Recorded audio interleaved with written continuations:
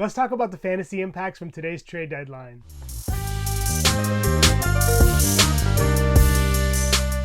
Okay, so there were three teams that were pretty active today: the Knicks, the Raptors, and the Pistons.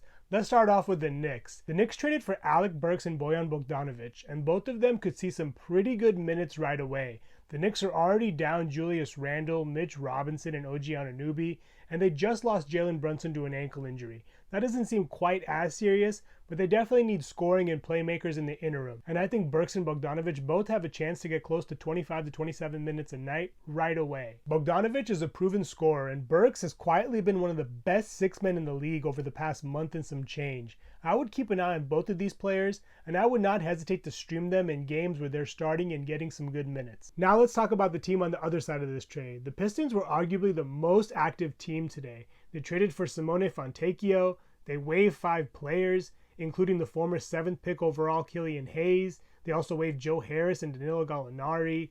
And they also, like I mentioned, traded away Alec Burks and Bojan Bogdanovic. Of the players mentioned, I think Fontecchio probably has the best chance of carving out a decent role behind Isaiah Stewart and Ausar Thompson as the season goes on. He could find himself getting close to 27 to 28 minutes a night when we get to silly season. As for the players who got waived, the most notable are probably Joe Harris and Killian Hayes.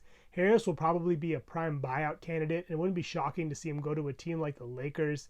And Hayes actually requested a trade leading up to the deadline, so I think he just wanted a new start. He saw the writing on the wall with Jaden Ivey getting more minutes and also Cade Cunningham coming back and getting a full workload, so he'll definitely land somewhere. These moves should also pretty much pave the way for Ausar Thompson to have some strong rest of season value. I would pick him up now if he's available on your waiver wire. I can see him getting starters minutes even if he's not starting, but it wouldn't be shocking to see him start a lot of games from here on out. Jaden Ivey should also be locked into a pretty heavy role. He was already getting some really good minutes, but this pretty much seals the deal. Now let's quickly talk about the Raptors. They've been really active this year. They traded away OG Anunoby and Pascal Siakam. They brought in RJ Barrett and Emmanuel Quickley, and they were active again today. They traded Dennis Schroeder for Spencer Dinwiddie today, and I think Schroeder should pretty much absorb all of the minutes that Dinwiddie leaves behind.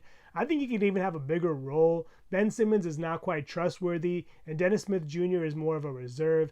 And Cam Thomas, while he can score at a very high efficient rate, he's not really a playmaker at this stage of his career. So I could see Schroeder earning some really good minutes right away. If you're looking for a point guard and he's available on your waiver wire, I would give him a look. Raptors also traded for Kelly Olynyk today. I think this was a pretty good move. They needed some more front court depth, and the Jazz had plenty of it. Between he, Simone Fontecchio, John Collins, Walker Kessler, and Lauri Markkanen, they really needed to offload a couple of these guys, and I think Fontecchio and Olynyk were the most expendable of the bunch. I think Olynyk should still have a good chance at some pretty heavy minutes, even with Jakob Poeltl in the mix.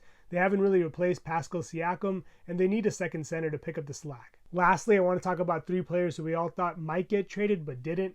Firstly, D'Angelo Russell. I think Russell was just playing too well over this past month for the Lakers to justify moving him. He seems pretty locked in.